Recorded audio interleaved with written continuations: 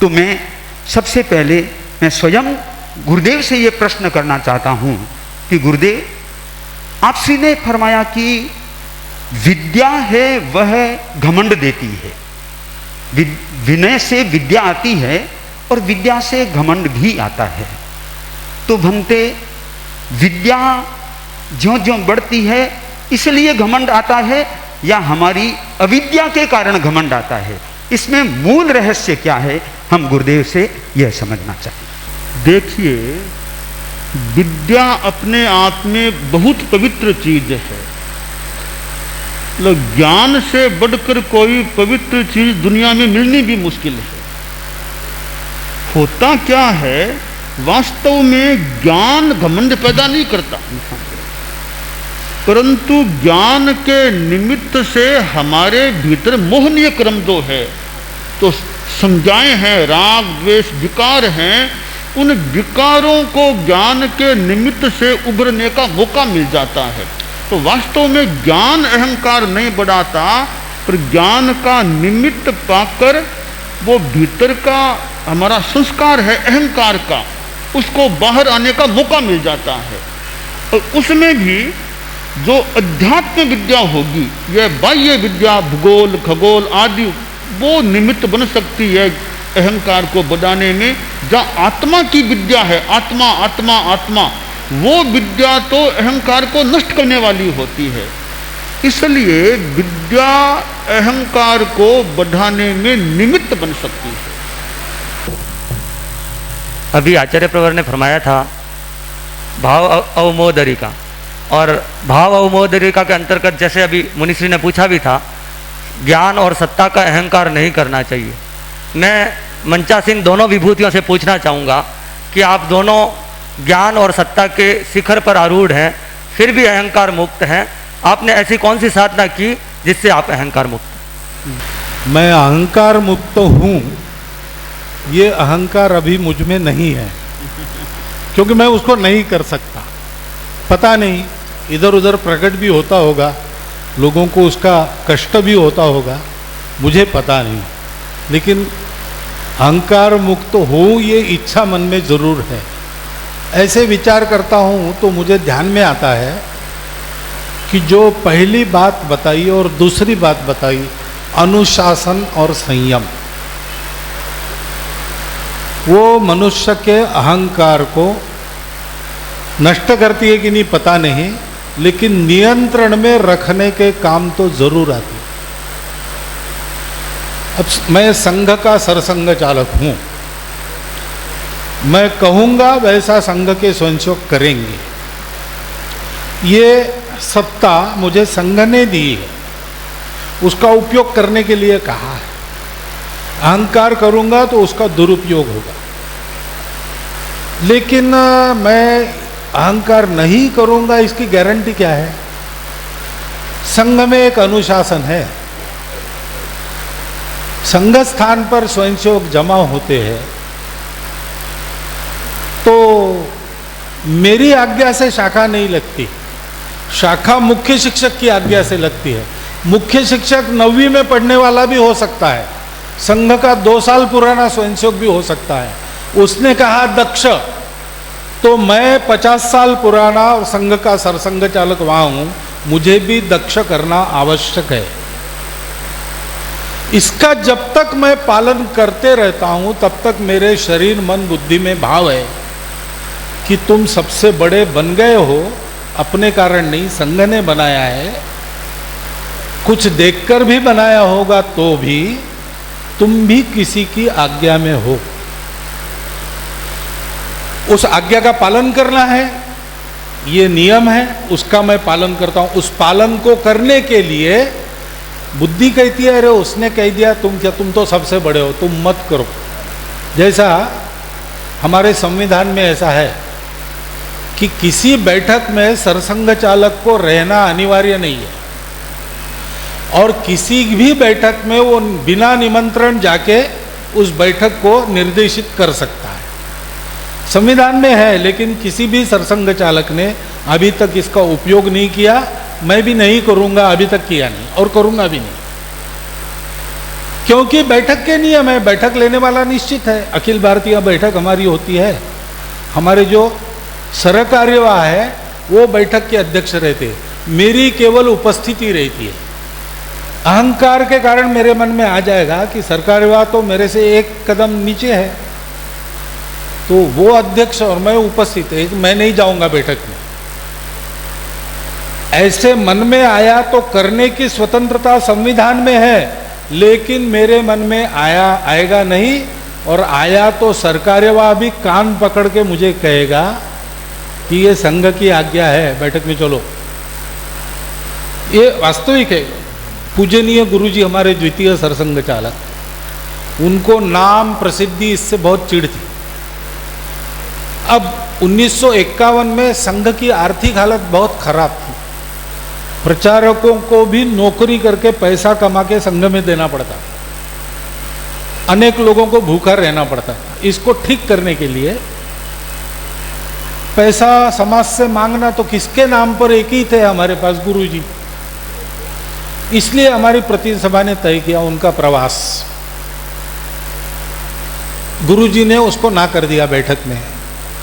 आग्रह होने लगा तो वो अपना गमछा झटक कर बैठक से उठकर चले गए। तो स्वयंसेवकों ने कहा मान नहीं रहे तो क्या होगा। सरकार्यवाह जी थे हमारे, उन्होंने कहा चिंता मत करो, देख लूंगा मैं, कार्यक्रम बनाओ। रात को गुरुजी के कमरे में गए, वो घनिष्ठ मित्र थे।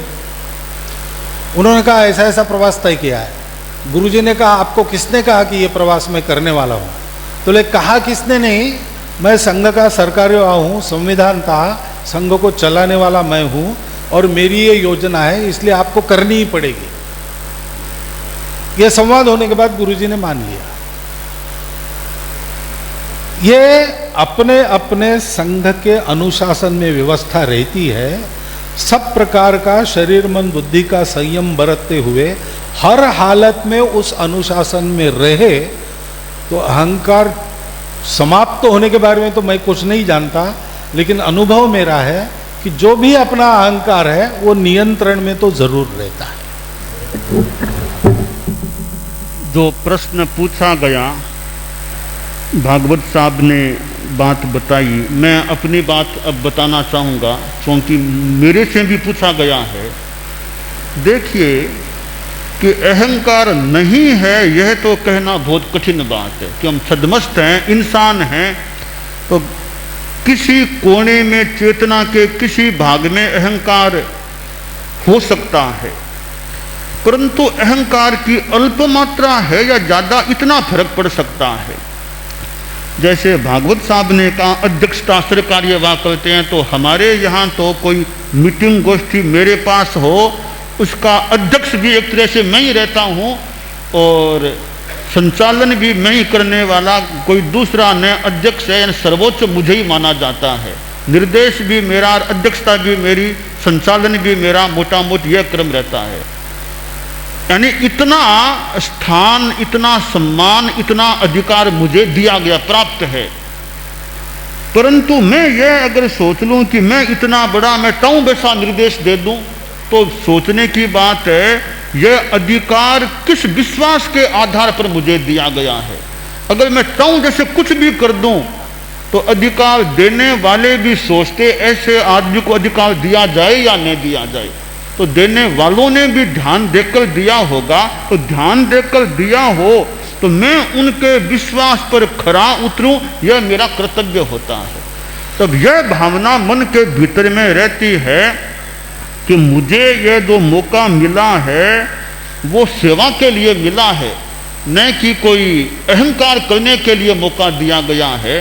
तो इस प्रकार का चिंतन हो। और मेरा तो यह मानना है कि घमंड करना तो विकास में बाधक है, घमंड करना संगठन के अच्छेपन में भी बाधक है। जो मुखिया नेता हो वो ज़्यादा घमंड करेगा तो संगठन का भी नुकसान हो सकेगा। तो विनय या निरहंकारता रहेगी, निरहंकारता से आदमी काम करेगा तो खुद के लिए भी अच्छा और संगठन के लिए भी अच्छा। तो ऐसी विचारधारा होने से अहंकार को ज़्यादा पनपने का मौका नहीं मिलता। प्रश्न के लिए मुनि कुमार शमन जी।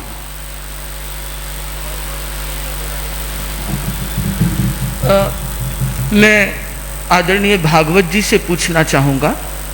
भागवत जी ने जैसा अभी बताया कि भारतवर्ष में हमेशा से ही संतों का आशीर्वाद प्राप्त है। ऋषि मुनि संत शताब्दियों सहस्राब्दियों से और उससे भी पहले से भारतवर्ष में चले आ रहे हैं। अध्यात्म की परंपरा भी प्रवाहित होती रही है। शिक्षा और ज्ञान भी उन्हें अध्यात्म का दिया जाता रहा है, जो शायद अन्य देशों के लिए उतना सुलभ नहीं रहा। फिर भी भारत में भौतिकता की ओर चरण न्यास बहुत ही द्रुत गति से हो रहा है। इसका क्या कारण है?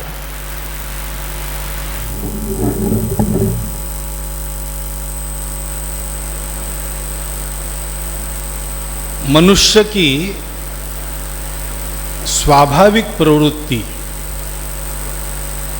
जैसा मैंने कहा, आत्मभान तो किसी में नहीं है, अपने बुद्धि का भान है। मैं हूं क्योंकि मैं विचार करता हूं, ऐसा एक सुप्रसिद्ध वाक्य है। मैं हूं क्योंकि मुझे ये अच्छा है ये बुरा है लगता है, रसगुल्ला खाने को मन करता है, मिर्ची खाने को नहीं करता है, ये भी भान अपने को है।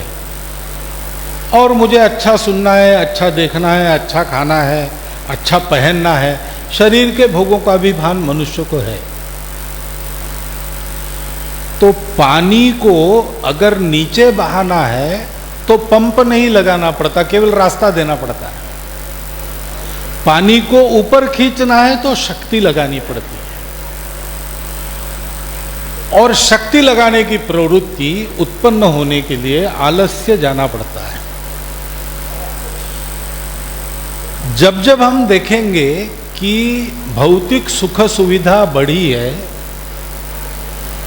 ये शक्ति लगाकर अपने अधोगामी प्रवृत्तियों को ऊपर खींचने का प्रयास करने में आदमी आलसी बन जाता है। और ऐसे समय संतों का अनवरत उद्यम चलता है समाज में। ये भी हमने देखा है, पूर्ण देश में बड़ी मात्रा में संतों का बोलबाला जब जब रहा, वो कालखंड इतिहास के हमने देखे, तो अपने समाज और देश के लिए वो संकट के काल थे। उस समय संत ज्यादा हुए क्योंकि उस समय ज्यादा आवश्यकता थी। तो अपनी स्वाभाविक प्रवृत्ति के कारण मनुष्य नीचे बहता है। उस अधोगामी प्रवृत्ति को रोककर उसको ऊपर ले जाना ये संत करते हैं। उनका अपना स्वार्थ कुछ नहीं होता, उनको दुनिया से वैसे कुछ लेना देना है नहीं, लेकिन संपूर्ण विश्व कल्याण की राह पर चले, यही उनका जीवित कार्य, जो सत्ता का जीवित कार्य है वही उनका जीवित कार्य बन जाता है। और सत्ता के सतत संपर्क में जो रहते, वास्तविक सत्ता जो है विश्व की, उसके सतत संपर्क में रहने वाले ही संत होते हैं। और इसलिए वो स्वाभाविक ये प्रयास करते हैं, शक्ति लगाकर, अपनी शक्ति लगाते लगाते हर व्यक्ति अपनी शक्ति लगाकर ऊपर की ओर उठे, ये उनका प्रयास रहता है। ये चक्र दुनिया में चलते रहता है। मनुष्य अपने मूल स्वरूप से भटक गया, मूल स्वरूप में वापस जाना है एक न एक दिन। यही दुनिया की गति, जो भी सत्ता आप मानते हो उस सत्ता की इप्सित गति है। उसने इच्छा ऐसी की है कि बहुत हो गए, अब फिर से एक होना है। तो उस सत्ता के सतत संपर्क में रहने वाले सत्तारूप बन गए संत उसी इच्छा के अनुसार अपना प्रयास करते रहते हैं, और मनुष्य अपने स्वाभाविक प्रवृत्ति के अनुसार नीचे जाने का प्रयास करते हैं। इस संघर्ष में संत विजयी होते हैं, विश्व का कल्याण होता है। मनुष्य की स्वाभाविक प्रवृत्ति अगर विजयी होती है, और सदा के लिए विजयी कभी होती नहीं, क्योंकि वो उस नियति की इच्छा नहीं है। लेकिन जब जब तात्कालिक होती है तो तात्कालिक ये सारी भौतिकता बढ़ना, दुख बढ़ना, ये सारा होता है। ऐसा मुझे लगता है, आप भी विचार करो। एक जिज्ञासा पूज्य प्रवर से। पूज्य प्रवर ने अवमोदरिका के 3 प्रकार बताए। भोजन की अवमोदरिका, उपकरण की अवमोदरिका और भाव की अवमोदरिका। तो भोजन की अवमोदरिका करना फिर भी कुछ आसान है, उपकरण की अवमोदरिका करना फिर भी कुछ आसान है, क्योंकि ये दोनों मेरे नियंत्रण में है।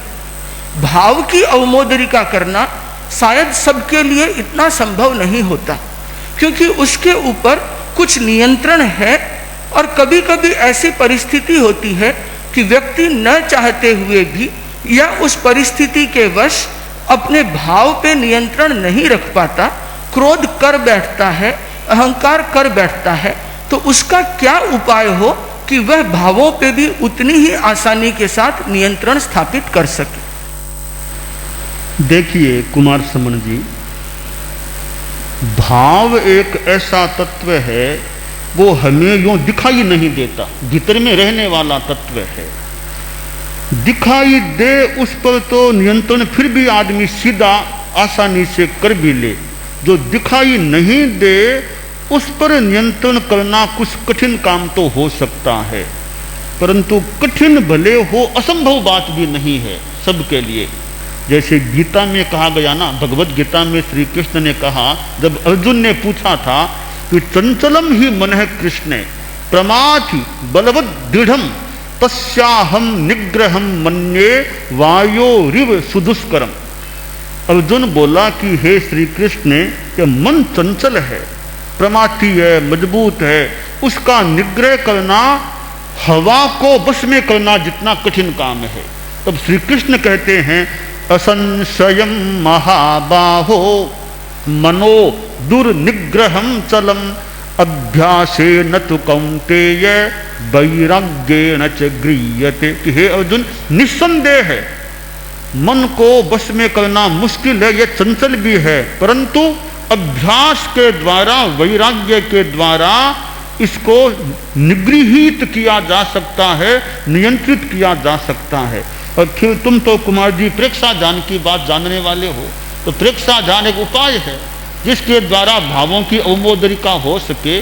तो अनुप्रेक्षा, प्रेक्षा, संकल्प और प्रैक्टिस, अभ्यास के द्वारा भाव अवमोदरिका में विकास किया जा सकता है। भारतीय परंपरा संत परंपरा रही है, इसमें कोई दो राह नहीं है, लेकिन जिस प्रकार वर्तमान में धर्म के प्रति लोगों का जो रुझान बढ़ रहा है, वह रुझान क्या भय के कारण बढ़ रहा है या वह अध्यात्म के कारण बढ़ रहा है, तो इसका दोनों महापुरुष उत्तर फरमाने की कृपा करें। दोनों दृश्य दिखते हैं। सामान्यतः देखा जाए तो परिस्थितियां दिन ब दिन कठिन हो रही है और दूसरा कोई आधार बचा नहीं, कहीं से आशा नहीं, और इसलिए हारे के बल राम सब ओर से हार गए। अब दूसरा कोई है नहीं, देखा नहीं, पता नहीं है कि नहीं, फिर चलो मंदिर में। ये एक सामान्य भावना दिखती है। वहां बाकी कुछ नहीं तो एक तात्कालिक शांति, प्रसन्नता का अनुभव तो होता ही है। मनुष्य उसमें आकर अपना रोना रोता है, तत्काल रूप से शांत हो जाता है, वापस जाके फिर से अपने मन को बिगाड़ता है, दूसरे दिन फिर आ जाता है। परंतु ऐसा होने के कारण ही कुछ व्यक्तियों के मन में विचार जगता है। वो केवल आकर मंदिर में भार डाल के नहीं जाते, वो हाथ लगाते, वो प्रयास करते हैं। फिर उनको जैसे अभी बताया कि प्रेक्षा का जितना अधिक अभ्यास करोगे अच्छा होगा, तो वो अभ्यास में लग जाते हैं। अभ्यास से उनको थोड़ी थोड़ी प्रतीति आने लगती है, फिर वो इस मार्ग पर दृढ़ हो जाते, फिर वो प्रतिक्रिया वगैरह छूट जाती है, उनको लगता है कि यही सार्थक है। ऐसा इसी संख्या में से एक प्रमाण धीरे धीरे खड़ा हो रहा है, ये भी सत्य है। भागवत साहब ने बताया है, देखिए जयकुमार जी, कि भय है। अब पहले ये बात स्पष्ट कर लें कि धर्म क्या चीज है। एक तो हम संप्रदाय को अगर धर्म कहें वो एक अलग बात है, अगर उसकी तुम चर्चा करो तो कई बार भय के कारण से आदमी धर्म को स्वीकार कर लेता है। जैसे कोई यह कह दे या तो मेरे धर्म को मानो वरना कत्ल कर दूंगा, मार दूंगा, तो वहां आदमी जीवन को बचाने के लिए कई बार उस संप्रदाय को भी स्वीकार कर सकता है। वो भय है कि अन्यथा मुझे तकलीफ देगा, मारेगा, इसलिए इनके धर्म को मान लो। ये तो नितांत भय है और ये नितांत कमजोरी भी है, दुर्बलता आदमी की। अब धर्म का दूसरा रूप है कि यह साधना, संयम, वो धर्म का रूप है। उसमें भी कई भय काम करता है। कैसे? जैसे हम शास्त्र की बात बताएं, देखो पाप करोगे तो नरक में जाओगे, नरक में दुख पाना पड़ेगा, वो परमा धार्मिक देवता तुम्हें मारेंगे, काटेंगे, ऐसा दुख मिलेगा, इसलिए पाप मत करो, धर्म करो, सामायिक करो, साधना करो। तो वह नरक के भय को जान करके नरक में इतना दुख मिलेगा, इसलिए मुझे पाप को छोड़ करके धर्म में आना चाहिए। यहाँ भी वो कुछ भय का कारण हो सकता है। तो वो भय भी अच्छा है, वो भय खराब नहीं है। वो एक नरक के दुखों से डर करके धर्म के पथ पर आ गया, तो वो कोई ऐसे इतनी खराब चीज नहीं, वो अच्छा है। वो नरक के दुखों को जानकर धर्म में आ गया। और आगे की भूमिका में बढ़े तो भई कि मुझे तो आत्मशुद्धि, मोक्ष पाना, चेतना की निर्मलता करना, इसलिए मैं साधना करूं, तो वह थोड़ा और ज्यादा विकसित रूप है। तो मेरी बात का सारांश है कि संप्रदाय को स्वीकार इसलिए करना मेरी कत्ल कर देगा, मार देगा, दुख देगा, वो तो नितांत एक त्याज्य दुर्बलता है, कमजोरी है। और जो नरक आदि के दुखों से आदमी सहन करके त्याग के पथ पर आ जाए, वो वैसे खराब चीज नहीं, अच्छी चीज ही है। और ज्यादा विकास होगा तो नरक के दुखों की बात से भी ऊपर उठ के वो चेतना के विकास के लिए धर्म करेगा, वो भूमिका और ऊपर की हो सकती है।